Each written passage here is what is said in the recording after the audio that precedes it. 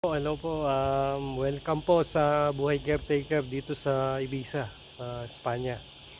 Ipapakita ko po sa inyo yung mga ginagawa ko dito. Ngayon po may kliyente akong French family. Papakita ko po sa inyo mga ginagawa ko sa loob ng bahay.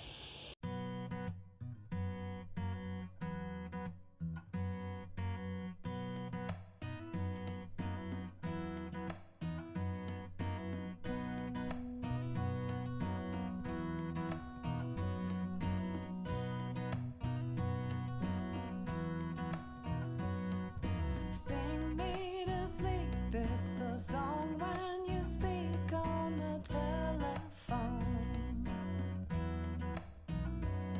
A 2-minute sign to the one left behind, you'll be coming home. Will you be there in the morning when I'm awake or miles away? Will you be miles away? I may be naive, but I still believe I belong with you. One thing's for sure, when you walk through that door, there'll be no more leaving, 'cause I'm never letting go. Will you be there in the morning when I'm awake? Till you return, I'll be waiting. We're only as far as miles away.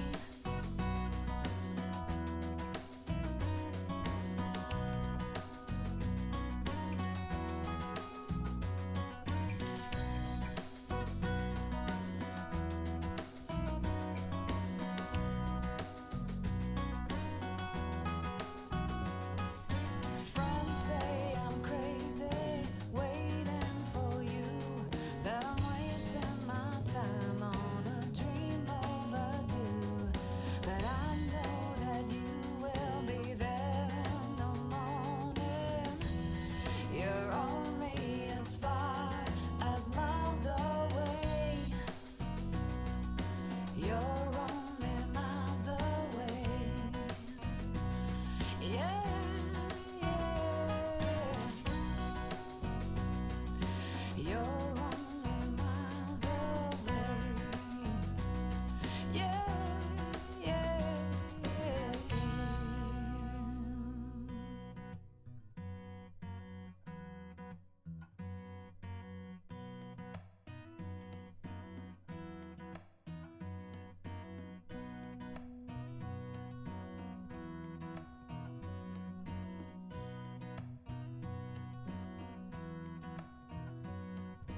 Sing me to sleep, it's a song when you speak on the telephone.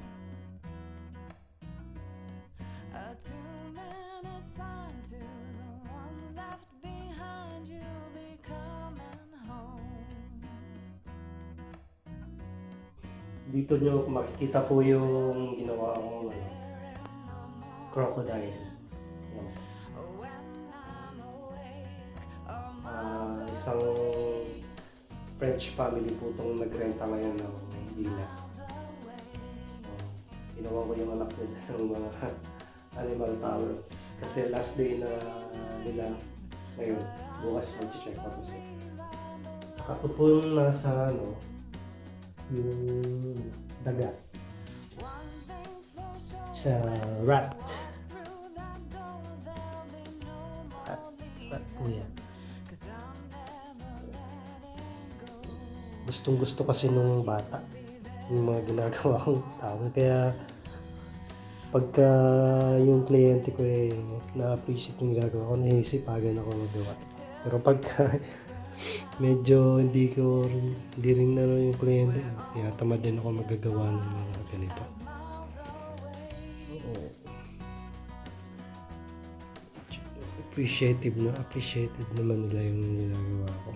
Ma'am po, ito pong ginawa ko dito sa isang kwarto ng mga bata dito. Dalawang mga bata. Ito naman yung uod, worm. Ito, dalawang klase. Itong worm. Klase at saka yun. Minsan ginagawa ko to, dalawang ganyan. Magkahalikan, kiss. Ito. Minsan ginagawa ko, dalawang ganyan.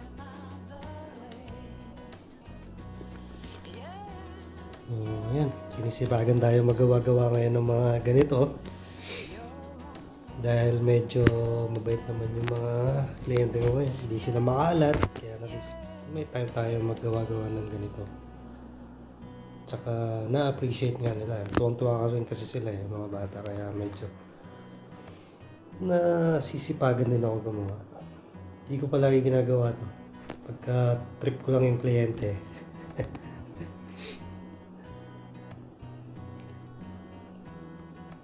Kaya ginagawa ko talaga din dito. Ngayon yung kliyente ko. Kasi nga,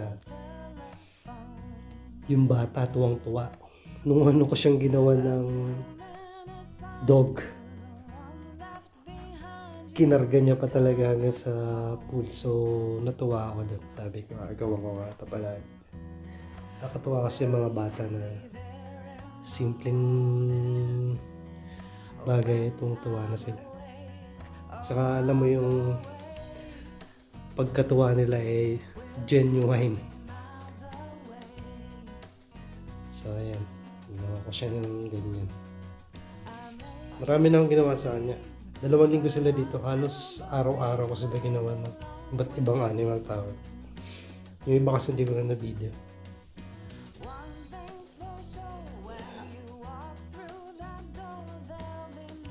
Ano to? French family. Ito naman yung kwarto ng mag-asawa. Dito sila. Ginawa ko din yung dalawa. Ayan. Ginawa ko sila ng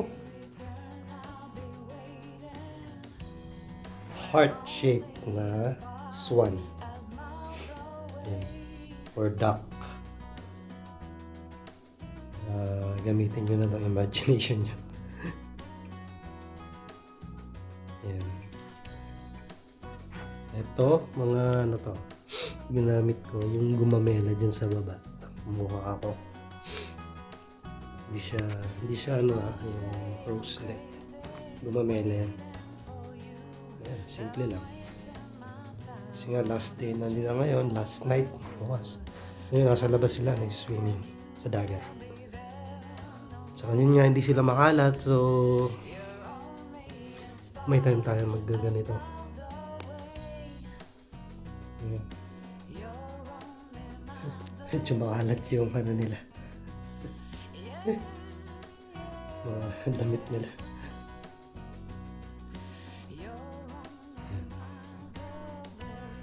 Simple lang.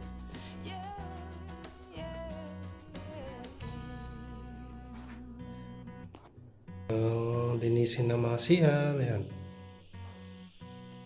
Ayan, linis na. Shiny. Laging ano yan, yung sponge.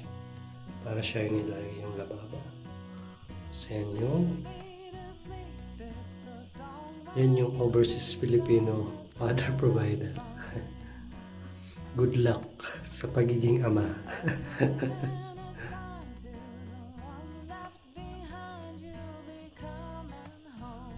Sa pag-provide. Sana maging maayos palagi. O ayan, ito malinis na nga.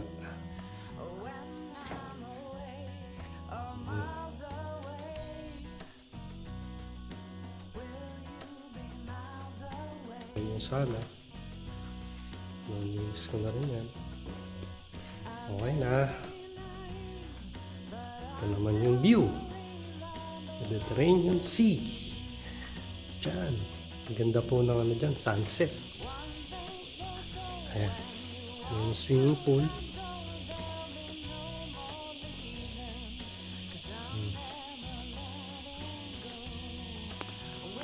Yung binabantayan kong villa. Ayan. Ito, malinis na rin yung dining area. Al fresco na dining area.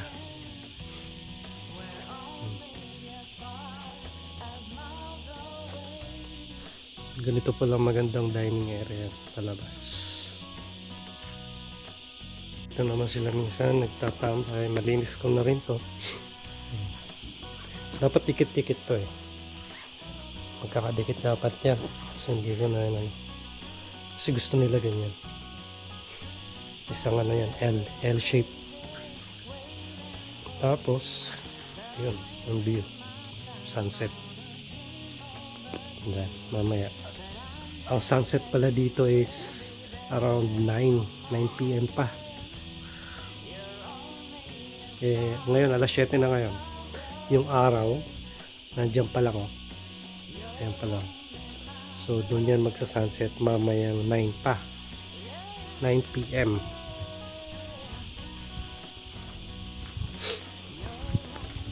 Magpalabas sila sa akin. Ito.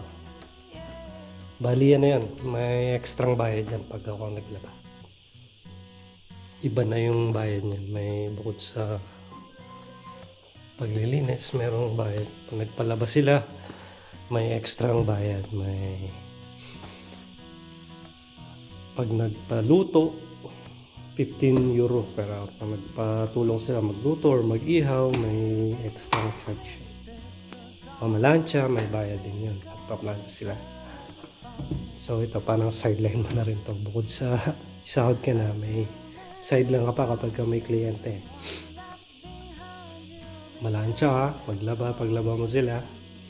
Yan. Pagluto mo, rin. Itong kitchen pala, nalinis ko na rin. Ayan. Shiny na rin po yan. Ayan. Ayan. Ang dami nilang alak. Ayan ito dito. Nalinis ko na rin ito. Wala na naman yung dishwash machine. Trabaho ko po yan. Ito eh. Kumbaga sa hotel, stay over yan. Bukas check out nila. So ito yung linis lang ng stay over. Pag check out, iba. Siyempre totally linis talaga lahat. Kumbaga may check na panibagong kliyente. Palit, iba linis nun. Talagang palit lahat ng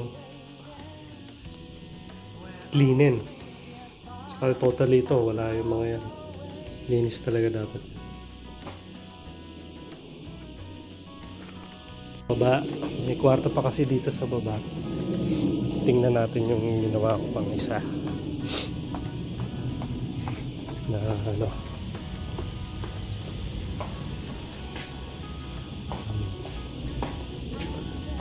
Mayroon pa akong ginawa dito. Yung kaibigan nila, dito nakakwarto. Diyan. Ito. Yan. Hindi ko na ginalaw yan kasi yung babae sabi niya mga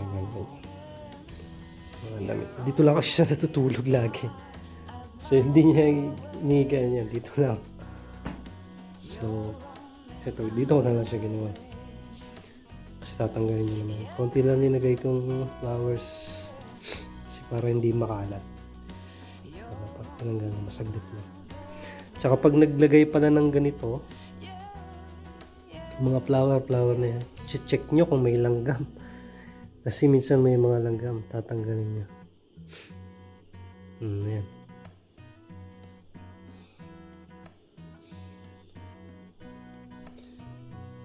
Kasi pag may langgam, kakagatin sila dyan sa higaan saka sa tao. Ito yung kwarto. Malinis din naman yung kaibigan nila, hindi naman makalat. Yan, sapatos niya dyan, yung gadgets niya. Itong toilet, malinis din siya gumamit. So Kaya sinipagan ako maggawa-gawa ng mga animal towel kasi hindi sila makalat.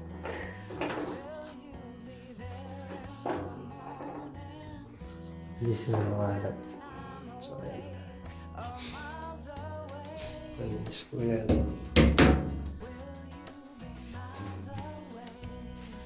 Ano po yan?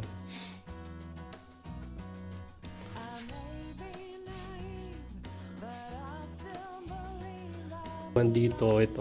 Pagka lalabas siya sa kwarto, ayan, diretso sa pool.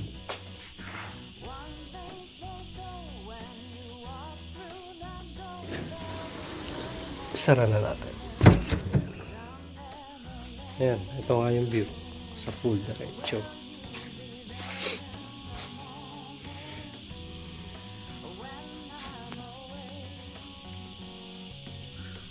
Yan, yung mga puti na yan.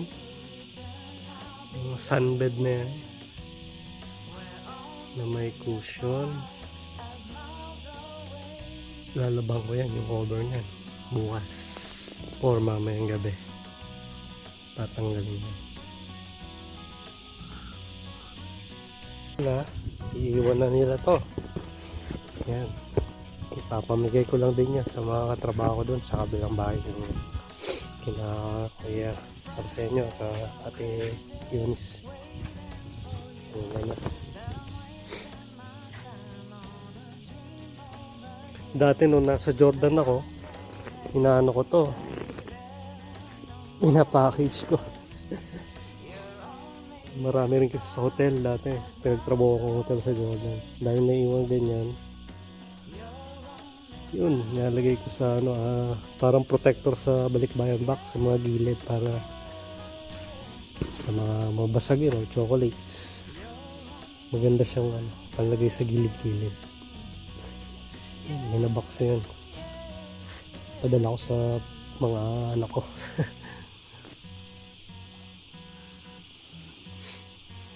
Pero ito ibibigay ko na yan. Ayan. Yan ako kung... Ito, naglalaba pa ako ng mga... Tapos na ako maglinis. Naglalaba na lang ako, no? Kasi yung bata umihi sa, sa kama. So, bis na hindi na siya magpapalit. Kasi check out na bukas. Wala, no choice. Kailangan palitan.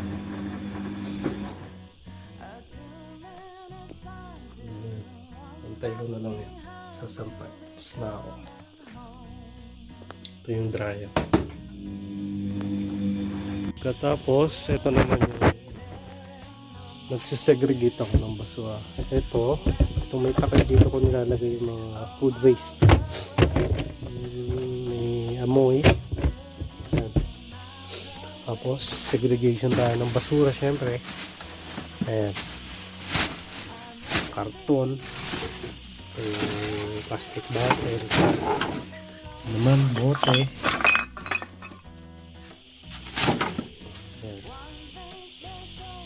So, para ma-recycle. Importante kasi yan, segregation. Para pagdating dun sa main segregation doon sa saan man yung nila dito, mababawasan yung contamination ng ibang item para ma-recycle. Kaya importante hindi pinag-halo-halo talaga basta para na-recycle ng maayos. Yung dry, lalo yung mga plastic bottles, tanggalin mo rin yung laman nun, yung mga soft drinks, importante yun, parang tulong mo na rin yan sa konting effort lang naman pag segregate. Malaking impact pag lahat gumagawa ng ganyan. So ito, tapos na tayo.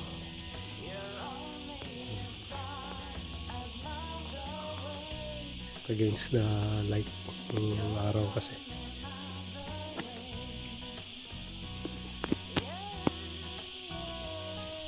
Ito nga pala, nagsabi yung kliyente ko kanina dahil marami daw silang wine or na may iwan.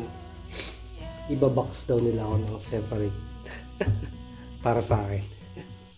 Pati mga tira daw nila pagkain, mga gulay-gulay, lalagyan nila sa isang box para daw sa akin. So, ayun, yun ang mga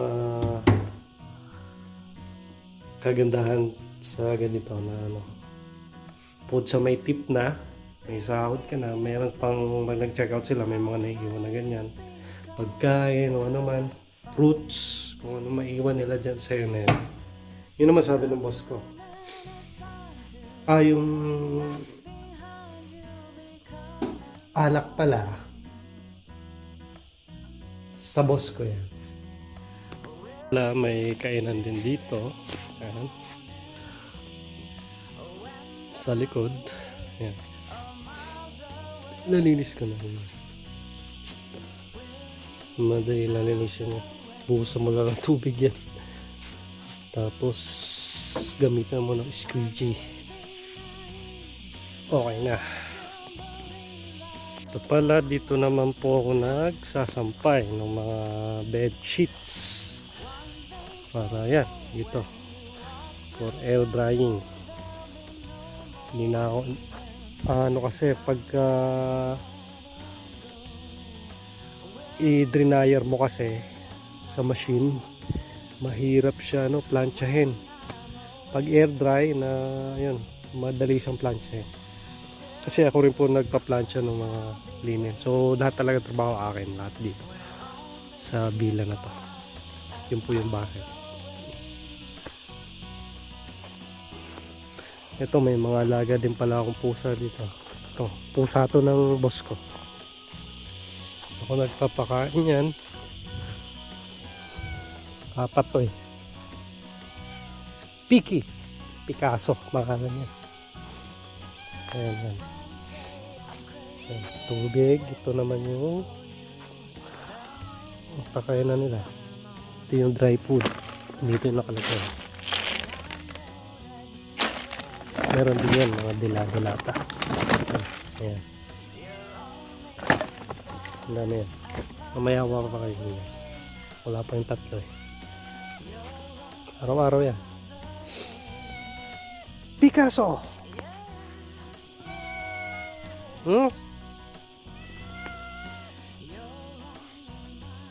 ¿Qué pasa?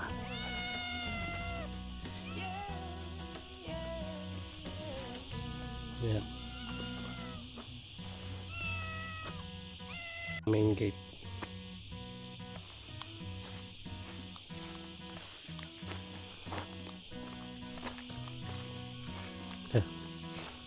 Ito, ako lang gawa-gawa nito pag libre ako.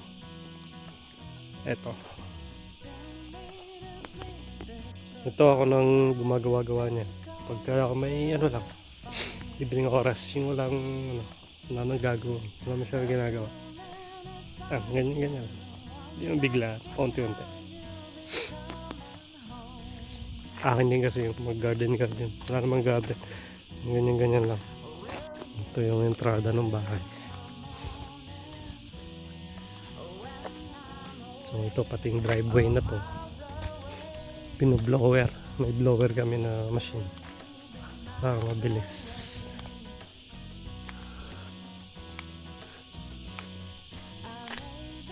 Ito totally renovation to. Itong taon na to. Itong bahay na to. Gigibayin to. 80% niya. Gagawin talaga. Kita ko yung ano, design. Modern. Malaki. Puro glass dyan. So yung pool malaki. Palakihan. So ano to. Para paparentahan niya ulit. Next summer siguro bagong bahay na to. Pag natuloy siya ngayon magpagawa. So magiging mas mahal ang renta dito. Pag nagawa to. Hello po. Tapos na po tayo maglinis. Tapos ko na po ipakita sa inyo yung bahay. Kung anong ginagawa ko dito.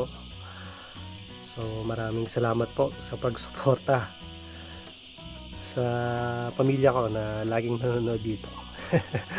Salamat. Kasi Sila yung nanonood palagi kasi dito sila nanonood ng aking mga ginagawa dito sa abroad o dito sa Espanya. Para na rin ginagawa ko to kasi para na rin may remembrance. At saka yung mga anak ko, paglaki nila, makita nila kung ano mga ginagawa ko dito bilang isang OFW. Yun, para yun lang naman ang purpose ko, para mapanood nila ako dito. At pagdating ng araw, yun, makita nila ano yung naging buhay ko rin dito sa abroad. So maraming salamat po. Kung inyong mamarapatin, pa-subscribe na rin po, pakisuporta, pa-like, yun, para ma-share ko pa kung ano yung mga struggles and alam niyo na, pagiging OFW, halo-halo na yan.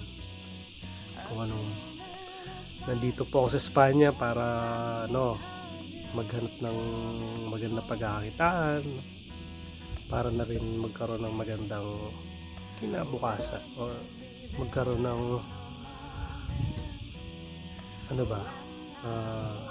financial freedom, tama ba? Para hindi rin naman pagkaroon na lang, ma-secure lang yung pangangailangan ng mga anak ko, ng pamilya ko. So kung kumita ng malaki, mas makakatulong pa. So samahan nyo ako sa aking paghahanap ng daan na yon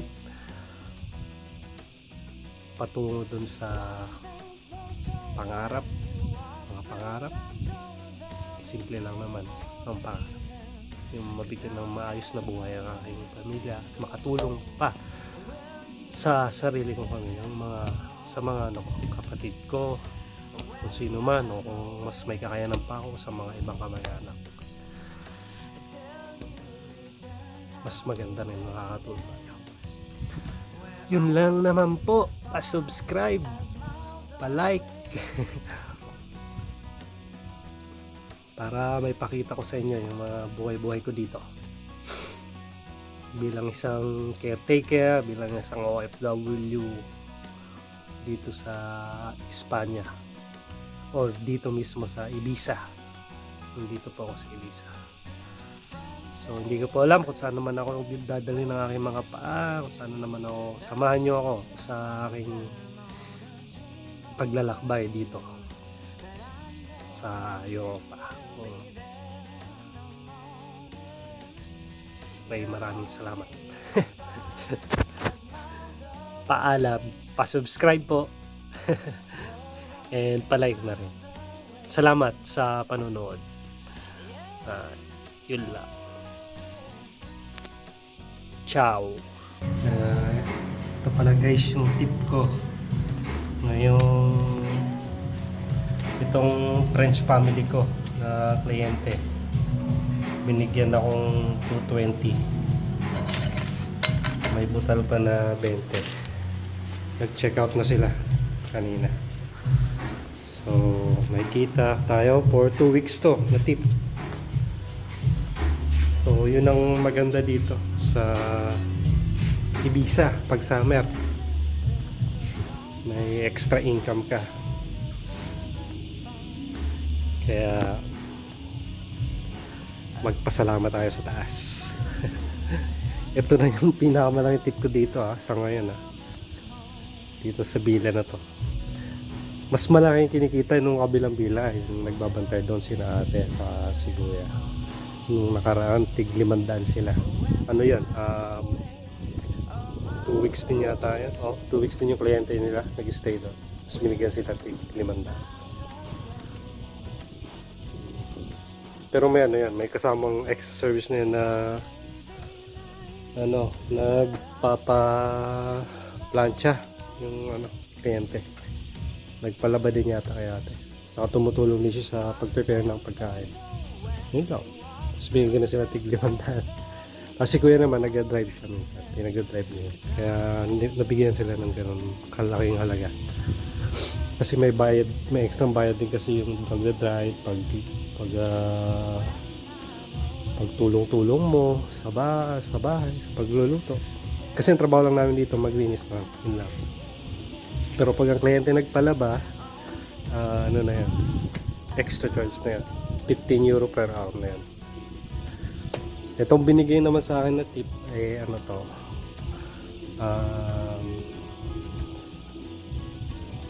dahil, ano ba, nagpalaba rin sila sa akin.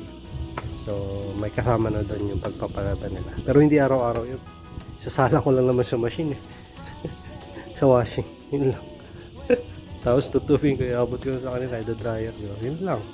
May bayad niya. Tapos, yun, binigyan niya ako. 2 weeks, 220. So, ano, may kasama ng tip yan. So, ganun po ang buhay dito. Sa Ibiza, pag summer, nagpupuntahan dito yung mga may pera, yung mga talagang mga milyonaryo o sino-sino dyan sa buong Europe. Nagpupuntahan sila dito. Kahit mga Hollywood, mga football star, mga sino-sino kilala na nagpupuntahan yun dito pag summer. Nagwawalda sila dito ng pera nila. So, ayun. Yun na nga. Maraming salamat ulit.